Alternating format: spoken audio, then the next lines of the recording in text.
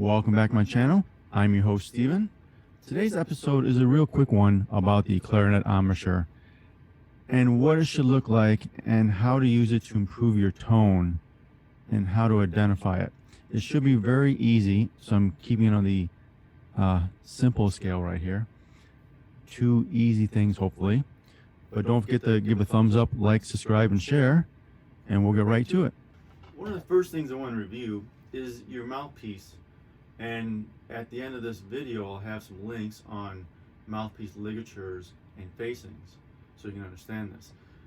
I put a little piece of paper right here, and this shows you where the reed separates from the mouthpiece. Now, I threw on a artificial reed here, so it's just easier to show. But this is the issue most clarinet players have. Now, clarinet mouthpieces and sax mouthpieces, etc., have different facing curves or the curve to create the space for the reed to vibrate. And your lower lip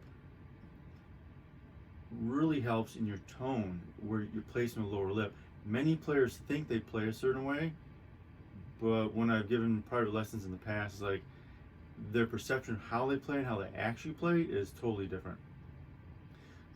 So many times players will put their lower lip up here, and what they end up doing is they close the mouthpiece down. They make it half the tip opening that it is versus down here.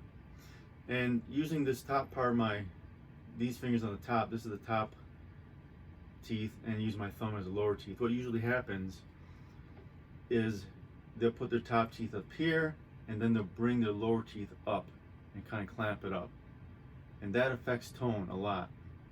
What you normally do is, I'm going to skip all the mouth positions and stuff like that right now, but basically sit straight up, and tighten your lip a bit. And depending upon the angle of the clarinet to your mouth, right now it's mostly vertical, but you push your lower lip out, so push it out slightly if the clarinet's vertical. You push it out slightly, and it should push up against this area where the reed is. This will keep the largest tip opening and the best tone related to the tip opening in your embouchure. As you change the angle of the clarinet, though, that doesn't work. You can't push your lip out far enough without dislocating your jaw. So that's when you basically clamp down, but you have to take more mouthpiece in then to do that. So let me demonstrate right now the incorrect embouchure where I pinch the reed down too much. And listen to the tone. I'm going to play it pinched, then I'm going to play it proper real quickly right now. Now I'll play the other side of it.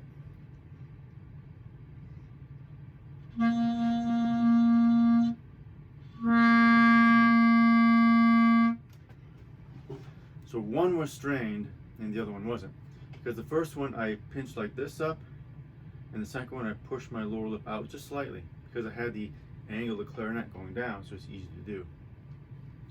So that's the first thing you have to recognize, is always get a piece of paper of some type and just take a look. Put it in there. Be very careful not to clip your reed, and then take a look and see where your reed separates from the mouthpiece.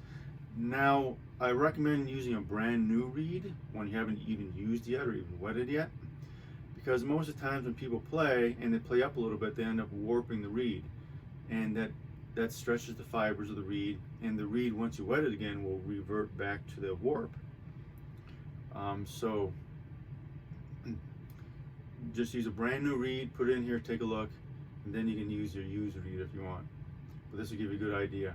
And most of the time people just, the perception that they have of the way they play is incorrect. So just try to, if you can, take in more mouthpiece. And that's where taking in more mouthpiece comes into play, is because depending upon the angle of your mouthpiece, if you play like this, there's no way you're going to stick your lower chin, stick it out to hit the reed, and then so if you did, it hit way too low. That's where you want to take in more mouthpiece, and you can vary it that way. So like right here, it's very easy to just your lower lip will hit the reed very easily, or as you move it up here, it's not going to hit the reed anymore, so you got to take in more mouthpiece and do it that way. What you could try is make your mouth, keep it fixed, and figure out the angle and insertion of the clarinet in your mouth to try to improve getting more mouthpiece in, depending upon the angle. If you're like this, you need to get more mouthpiece in. If you're like this, your lower jaw more than likely will press up against the mouthpiece itself.